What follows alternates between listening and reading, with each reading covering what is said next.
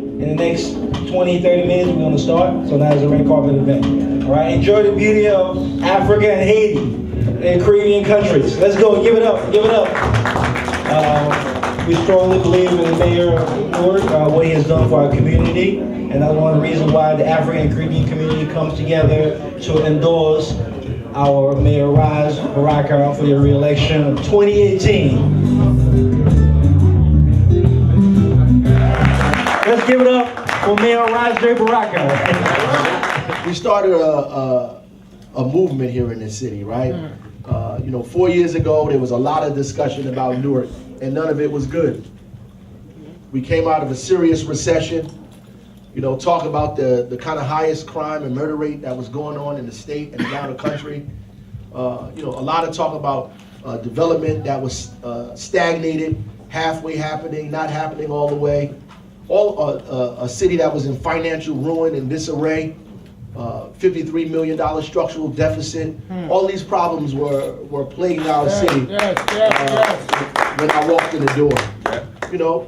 We have fixed almost all of those issues in merely 4 years, right? Because God is good. 4 more years! 4 more years! 4 more years! We have an opportunity in Newark to do things a little different.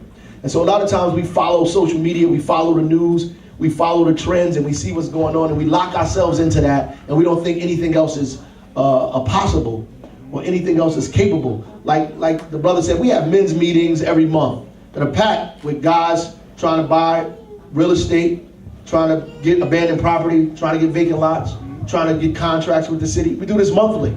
And it's anywhere from 50 to 100 guys in there trying to get this stuff to move their city forward.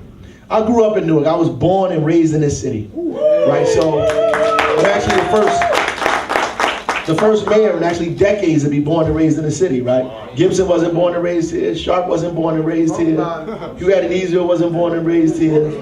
I was born and raised in this city, nurtured in this community, born and grew up. Went to public schools in this city, so I know when I'm talking about Newark, I'm talking about things that I know, that I've experienced myself, not that somebody told me, I read in a book, or I had to be, get the talking points on. This is stuff that I know. So I watched the community in distress, full of abandoned properties, no development, no sit-down restaurants, no ATM or bank on the corner of your block, nothing at all. So we get to have these debates now that we didn't have 5 years ago. We get to have debates about how to do this or gentrification or other kinds. We wasn't having those debates 5 years ago. Somebody was building anything. We couldn't have a discussion about who was coming to Newark because nobody was coming.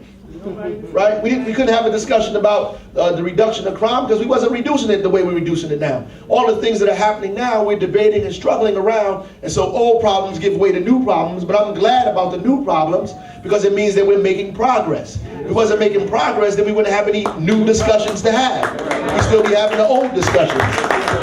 People can argue about what's going on in Shani Baraka's Women's Center because we have one. We didn't have that 2 years ago. They can argue about what's going on in the homeless shelter because we have one. We didn't have one before, right? They can make an argument about whether they like Whole Foods or not because we have one. We didn't have one before. They can talk about all the development that's happened, $4 billion of development, whether they agree with it or not, because we have it. Right? We didn't have that before. We have it now, and those are the discussions that we can have. We hadn't hired a new police officer in 4 years. Now we having debates about whether we need to hire more police officers. We hired the largest class of officers this year than been hired in the last decade or so. Right? And these are discussions that we're having now because we can have them.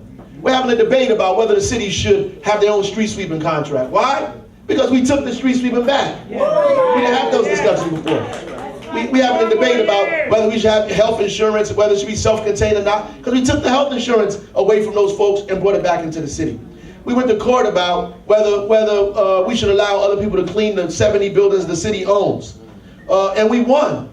And we having that debate because we took it back from them. And we said you can't just clean the buildings yourself, that you have to open it up to women and minorities and local folks, and they have to have an opportunity to clean the buildings in their own neighborhoods, in their own communities, right?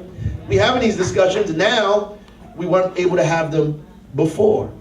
4 more years! 4 more years! 4 more years!